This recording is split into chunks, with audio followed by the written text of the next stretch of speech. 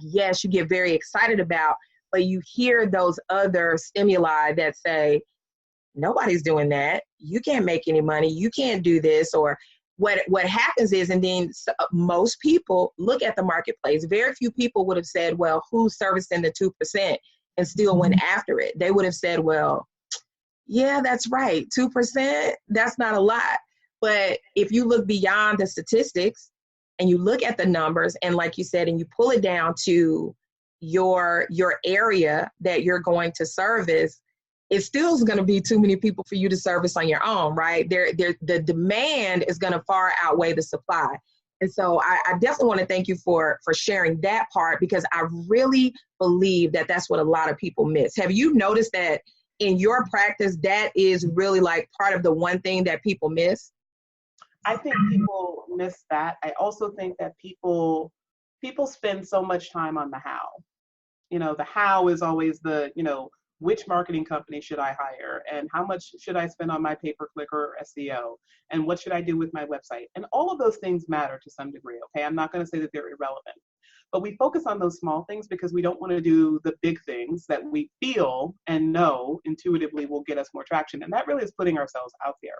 So a lot of people really struggle with just coming out right and asking for business. Like, many, many times I'll ask people, my personal favorite is I'll go online in Facebook groups and I'll say, I need a family law attorney in Arizona, in Pima County, Arizona. Names, contact information, and details, please. And I'll just get names. And then I'll say, details, please. And the person will finally say, oh, I'm here to help. Here's my name and contact information.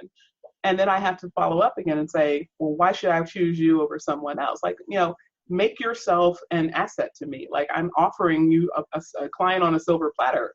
Tell me what's important about you. Tell me why you should get the case. And people don't do that. It's almost like our profession as lawyers, and in many other professional services areas, but particularly with lawyers, we kind of get this message drilled into us. There's being a professional, and then there's being a business person, and you can't be both.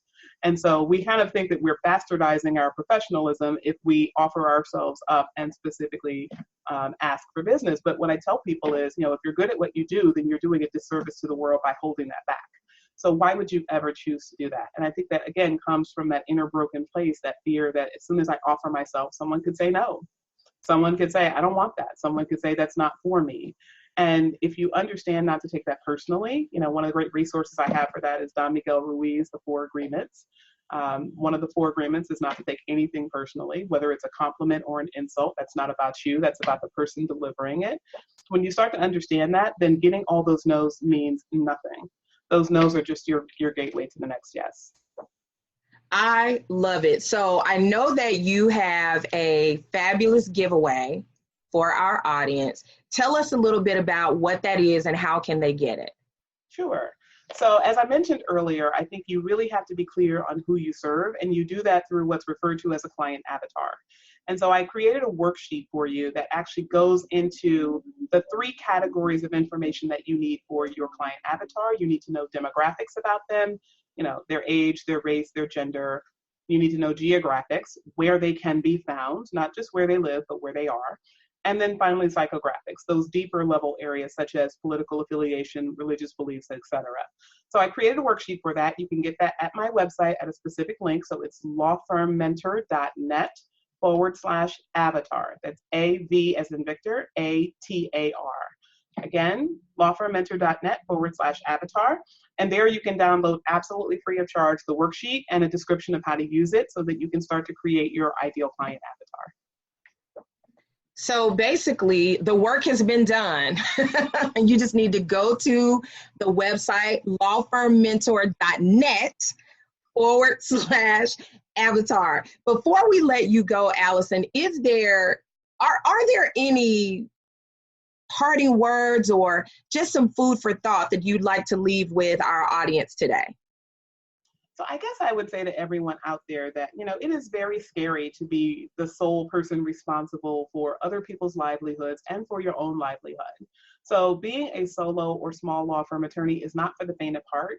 I give you kudos for owning your firm, but if you really want to create more from your firm, just understand that taking that little piece of information out there and stair-stepping it a little bit forward is not going to get you where you want to go. And because it is so hard to be a lawyer and a business person, and you put them together in a solo and small law firm environment, you're not going to ultimately feel enough traction. You're going to get tired. And I see a lot of lawyers either give up their firms or give up the hustle and say, I can't do this anymore, because you're not growing fast enough, because you're not getting enough out of your efforts.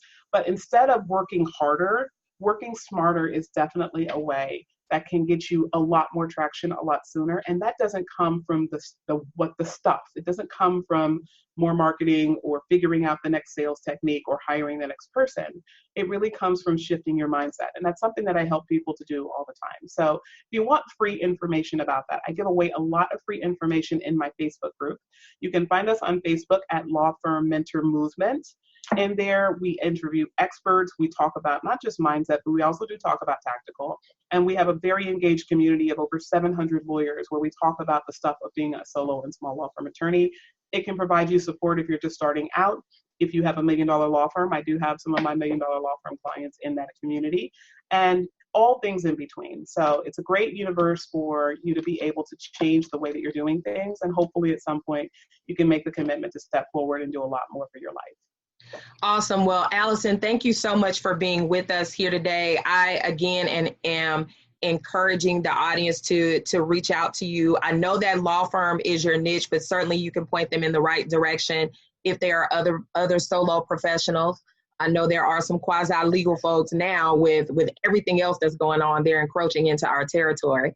But I know that they could still benefit, though, from what you have to offer. So, again, thank you so much for being with us on Power of Attorney. You're very welcome. Thank you so much for having me. Everyone have a great day. So awesome, guys. Listen, don't forget, make sure that you follow Power of Attorney.